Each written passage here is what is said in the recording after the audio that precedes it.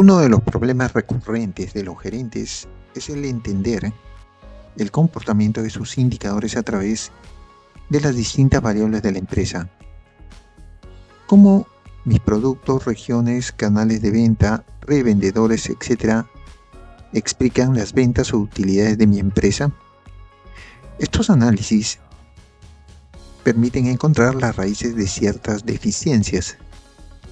El esquema jerárquico o árbol de descomposición visual es una técnica que permite que un indicador clave de la empresa sea explicado con claridad a través de otras variables y atributos asociados. Con esta técnica, las empresas pueden entender las variables y la importancia de estas en los resultados de su empresa. En forma general, un árbol de descomposición puede usarse para realizar análisis de causa-efecto para ver cómo las variables individuales en la empresa contribuyen al valor global y qué efecto causan. Existen dos métodos para analizar estas contribuciones. El primero es el método manual. Aquí el usuario, una vez determinada la variable objetivo que queremos estudiar, digamos las ventas de la empresa, elige una variable que va a ser explorada basado en su experiencia. Por ejemplo, los países o regiones, de modo de entender cuáles son las contribuciones a las ventas que ofrece cada país. El analista entiende que los países o regiones son determinantes en el valor global de las ventas. Este análisis ahora debe continuar incorporando las otras variables del negocio para determinar los niveles de importancia de estas y la combinación de variables y atributos que mejor expliquen mis ventas globales. ¿Cómo hacerlo entonces? En este punto podemos continuar con la elección manual de otra variable que va a ser explorada en base a nuestra experiencia, o podemos emplear el segundo método de análisis que está basado en inteligencia artificial. Este método va a encontrar la siguiente variable y el atributo que mejor explique o represente las ventas de mi empresa, empleando una combinación de análisis de correlación de variables y técnicas de árboles de decisión, como el indicador Gini y el análisis de la entropía, y que nos da el siguiente nodo o variable y el atributo que nos muestra el mayor grado de aportación a los resultados de las ventas.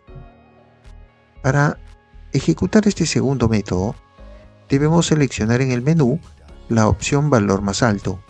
Podemos ver que las categorías de bicicleta Bikes, con 53 millones de euros, son las que más aportan a las ventas de Estados Unidos.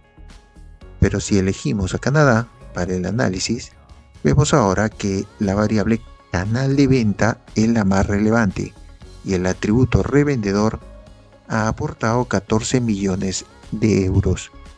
Esto muestra que las ramas de mi árbol son variables.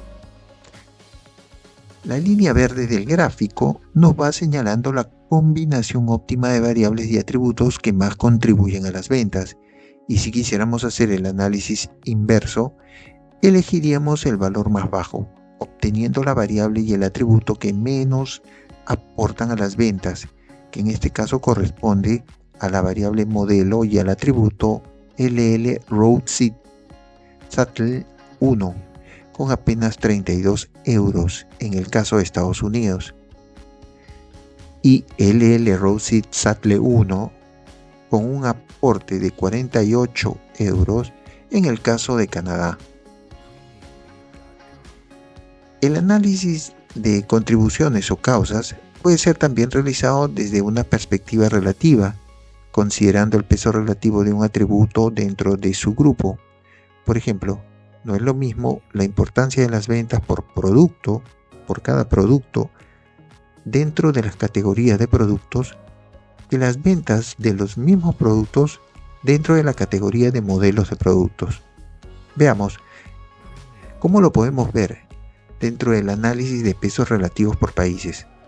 Aquí vemos que para Estados Unidos, si bien la categoría Bikes aporta 53 millones de euros, su peso relativo, es decir, la venta entre la cantidad de artículos vendidos es menor dentro del grupo de categorías que en el grupo de modelos, como podemos ver.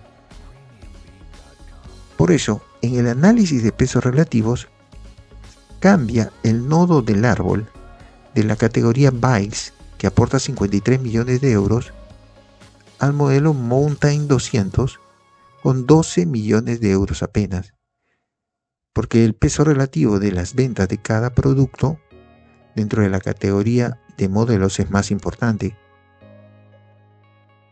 Podemos combinar nuestros análisis seleccionando manualmente las siguientes variables a explorar en base a nuestra experiencia, o podemos dejar a la inteligencia artificial que encuentre la siguiente variable que mejor explique las ventas.